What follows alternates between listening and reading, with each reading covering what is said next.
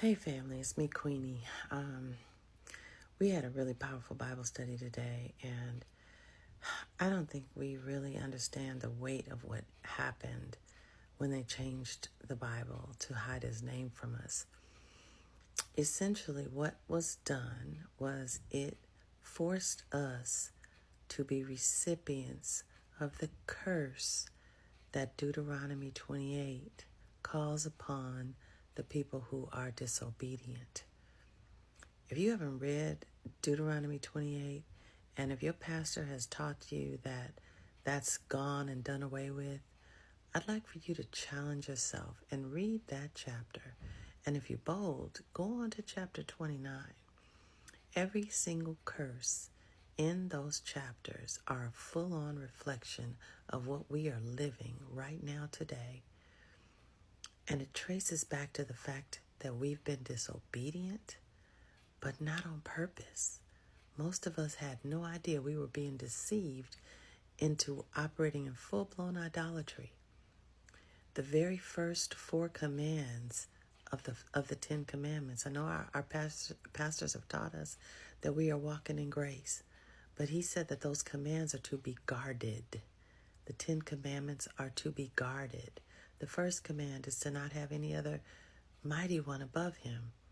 When we call on G-O-D and J-E-S-U-S and L-O-R-D, we're putting another mighty one above him. The second commandment is to not bring his name to nothing. We don't even know his name. We haven't heard his name. We don't call his name. We aren't singing his name. We aren't praising his name. But instead, we're praising another name.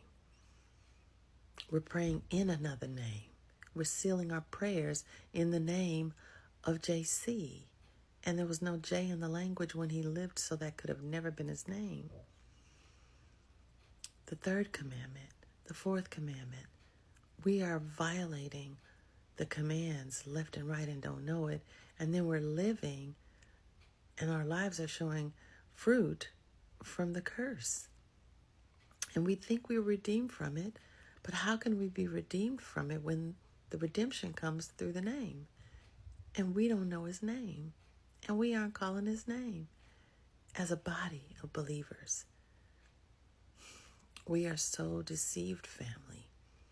And if we don't get it together, we are going to get the fruit and we're going to have to deal with the consequence of it. He said in his word, Acts 4, that by no other name can we be saved. But yet we think we're saved because we're calling on JC.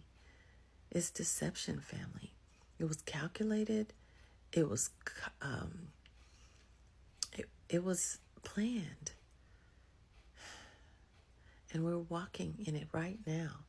And with prophecy facing us right now, we're watching prophecy unfold every single day. We don't have the luxury of not getting it right. Yes, we are living under the grace of our Father. But the truth is, he said to keep his commands. He didn't say just keep them.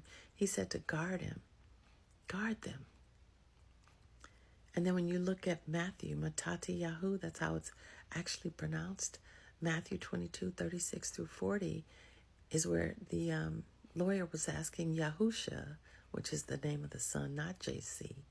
He was asking him, what's the greatest command in all the law? And Yahushua said to love YAHUAH, your Eluah, with all your heart, your soul, and your mind. That's the first and greatest commandment. And the second is like it, that you should love your neighbor as you love yourself. And all the law and all the prophets hang on those 2 commands. But if you really think about it, that first command is echoing back to Exodus 20. The very first 4 commandments are love the Father with all your heart. That means keep his name, guard his name. Don't call another mighty one above him. Don't pray in anybody else's name. Right? To keep the Shabbat. We don't even know when the Sabbath is. It's not Saturday. It's not Sunday. It's not Friday at dusk to Saturday at dusk. It follows a completely different calendar. We've missed it. We've been deceived into full-blown idolatry.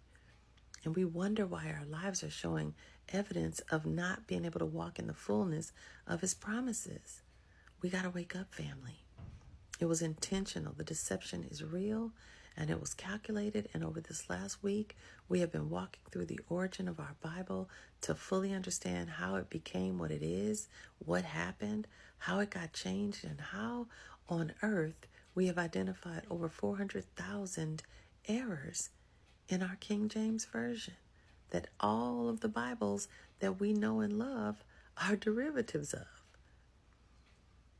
We have to study to show ourselves approved, and that means we got to go beyond the King James. We've got to go beyond the Geneva Bible, which was the people's Bible, which tried to help us get back on track.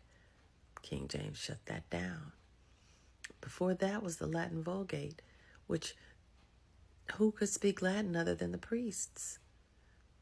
The people had to go through the priests in order to understand the word, because it was written in Latin and nobody could read that. Prior to that, the Nicene Council changed and took out the Father's name over 6,800 times. Prior to that were the scrolls. That was where the original words were, and they decided during the Nicene Council to get rid of them, burn them. But fortunately, some remnant decided to keep their scrolls and tuck them in some jars and take them to the mountains and hide them in the caves. And we found those, and that became the Dead Sea Scrolls. And if it weren't for them, we wouldn't know the Father's name is YAHUAH. It's time to study to show that we're approved family. Join me for the Truth Bible Study tomorrow at 9 a.m. Pacific Standard Time. I'll see you there. We're going deeper.